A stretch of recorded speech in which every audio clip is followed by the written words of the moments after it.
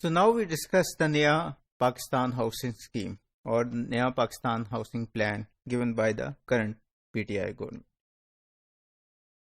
So the PTI government has come up with lots of new plans in different areas.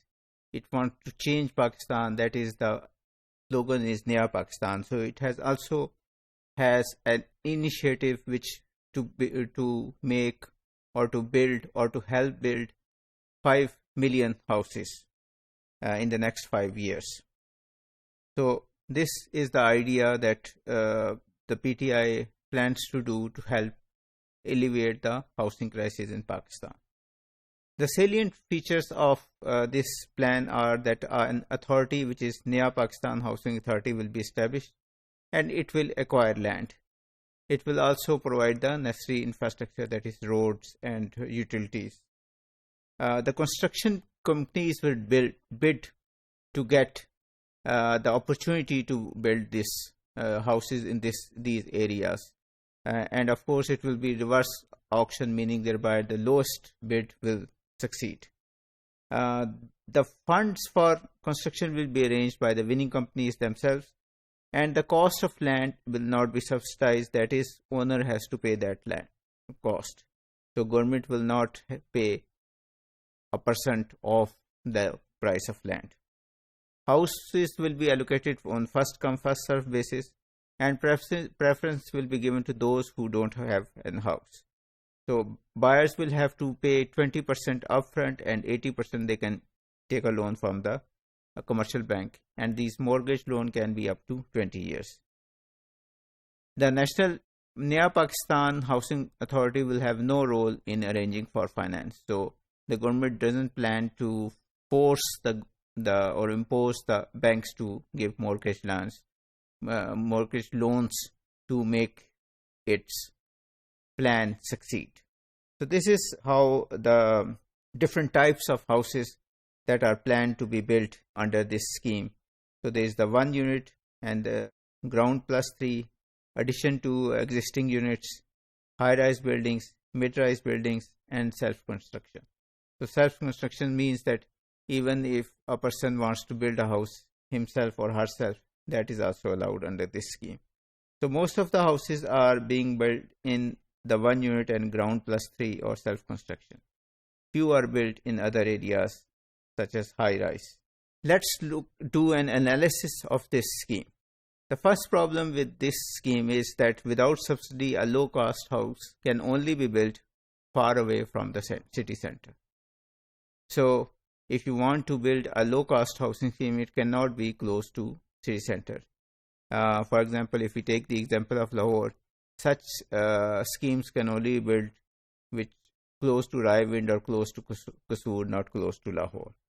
And these, of course, this will lead to the fact that if it's not close to urban area, main urban area, it will not have urban amenities like education and health facilities. It will not have much formal employment opportunities. So people may not be very enthusiastic about these kind of schemes. The alternate is that high-rise, low-cost buildings in the city center. If these are built, then the cost of land becomes shared by many people, so it becomes less and it becomes affordable. Although the plan doesn't give much importance to high-rise buildings, only 9% of the total are supposed to be high-rise building, but the Prime Minister in March last year tweeted that he thinks that his vision of urban vision is that there will be more high-rise buildings. So he said that my vision of the future for our future cities to allow buildings to rise vertically and allow for more green spaces, as Pak is one of the most environmentally threatened countries. Avoiding large, sprawling, built-up areas will also allow easier provision of amenities to our urban dwellers. He also said that our urban land is being eaten up by housing societies, and that has grave consequences for our food security in future. So we are in a process to make laws to allow buildings built to international safety standards and to go as high as in other countries. So this appears that, even when the plan doesn't talk much about high rise and gives only 10% of the proportion of total houses to high rise, there may be more than that, as the Prime Minister has said. But the problem with high rise building is that if they are occupied by poor people, then they lead to ghettoization and increased crime and poverty. So there is an example of high-rise building near city centers in the US, which are called projects.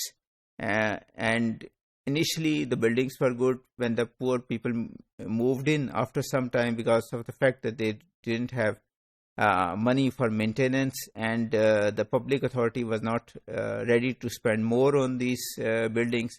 Gradually, these buildings deteriorated and crime increased, crime and poverty increased. And the few people who were better or who have better incomes, they moved away, and only the very poor or extremely poor remained in these areas. Another problem is that banks will not be ready if they are very poor people are settled in these buildings. Banks may not be ready to give 20 years leases to or mortgages to these house owners or apartment owners.